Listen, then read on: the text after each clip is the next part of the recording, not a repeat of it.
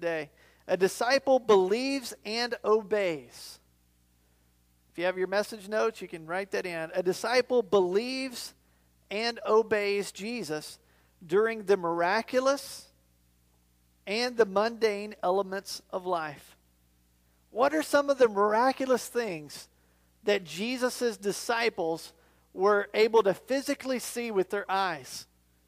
They were able to see Jesus perform some of the most amazing miracles ever known to man. Just raising somebody from the dead, they saw that. And at least on one occasion, one of the apostles were able to raise someone from the dead. So they did many miraculous things. And then also the disciples saw Jesus heal people, and then through the power of God, the disciples were able to heal people in a similar way. And so the disciples saw all of this miraculous things, and they saw Jesus casting out evil spirits, and then God used them to cast out evil spirits. So there was a lot of miraculous things the disciples saw, but also that they performed themselves through the power of God. But what about the mundane elements that we see the disciples doing? I bet we probably never thought of that. Well, you know, what are the intern jobs that the disciples had to do?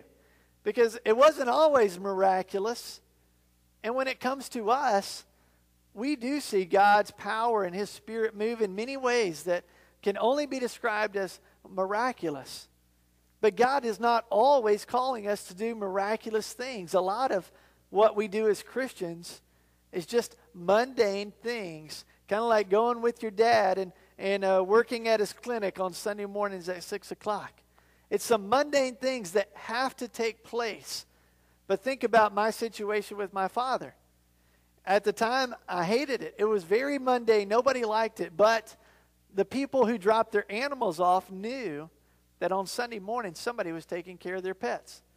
And, you know, some of you people think your pet is actually a member of your family, right? And so you want somebody to take really good care of a member of your family on Sunday. So, well, even though I thought it was a mundane job, it was very important to my father because that was his career. And also think of the contribution that my brother and I supplied to our family every year. Think about how much money that would cost for my parents to have to pay somebody to come and do that. As a kid, it's forced labor, right? Just like free labor. So my brother and I were really contributing to our family and making a difference in my father's career, and also very respected in the community because he did what he said he would do, take care of their animals.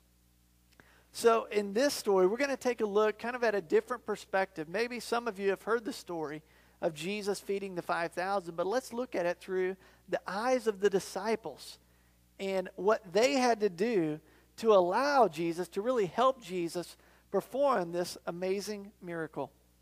Let's take a look at Mark 6, verse 34. It says, when Jesus landed, he saw a large crowd and had compassion on them because they were like sheep without a shepherd, and he began teaching them many things. So what do we learn about Jesus? Jesus looks and he sees a large crowd gathering out here by the lake, and what does he do? He has compassion for them. They are like sheep without a shepherd. And what do sheep without a shepherd need more than anything? A shepherd. Somebody to lead them, to guide them, to protect them, to look after them, to show them where to go to find green pastures, to show them where they go to find water. They need somebody to lead them.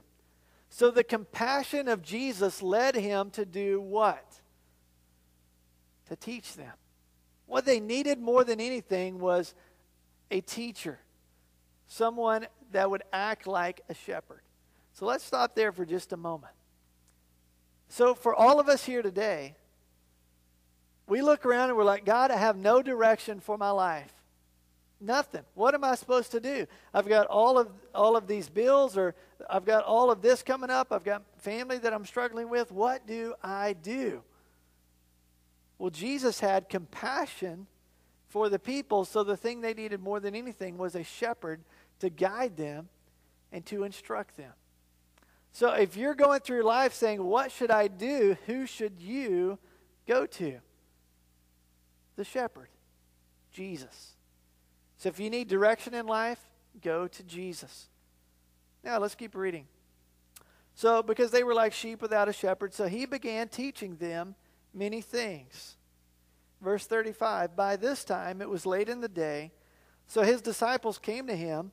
This is a remote place, they said. It's already very late. Send the people away so they can go to the surrounding countryside and villages and buy themselves something to eat. So the compassion of Jesus led him to gather all the people together and teach them. Jesus wanted all the people to be gathered to him. That was the compassion that he had for the people.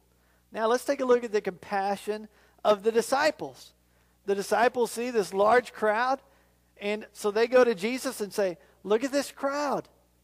Let's send them away. Let's let them go fend for themselves. And honestly, that's probably a pretty good idea. Logistically speaking, it's getting late. These people need something to eat. So the disciples are, in a way, very compassionate towards the people. They're like, let's send them out so they can get something to eat. But Jesus' response and his actions are much different. He's like, bring the people here so that I can teach them. The disciples are like, send them away so that they can take care of themselves. And then in verse 37 it says, but Jesus answered, you give them something to eat. You give them something to eat. In California, you know what you guys always say? You always make fun of me because I'm from Texas. You guys always say this, are you kidding me? You guys say that if you don't know it. It's really annoying. All right, are you kidding me? Really? Really? Are you kidding me? That's what the disciples are saying to Jesus. Jesus says, you give them something to eat, and then they say, that would take 8 months of a man's wages. Are we going to spend that much money? Are we to go and spend that much on bread and give them something to eat? Give it to them to eat. So Jesus had compassion on the people, on the large crowd. And he says, it's our responsibility to feed them. You feed them.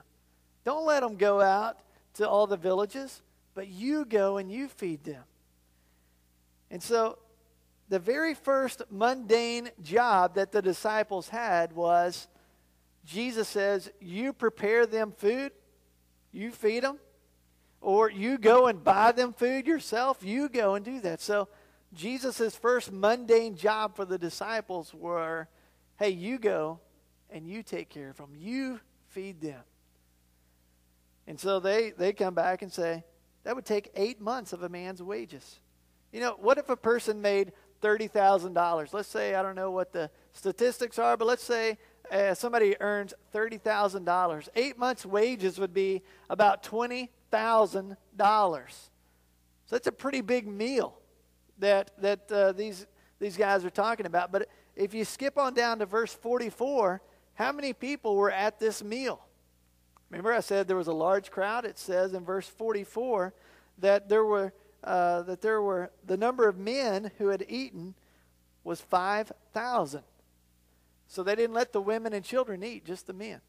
Now I'm kidding, okay?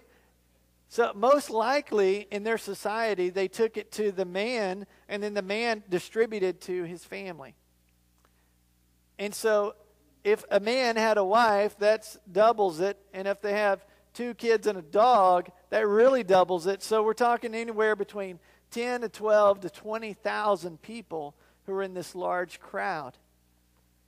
And so you can imagine the disciples saying, 8 months' wages.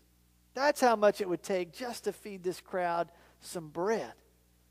$1 for every person. That's a big meal.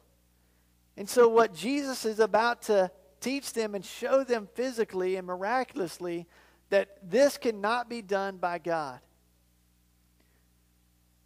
So if we take a look at the disciples, they are about to have an education on believing Jesus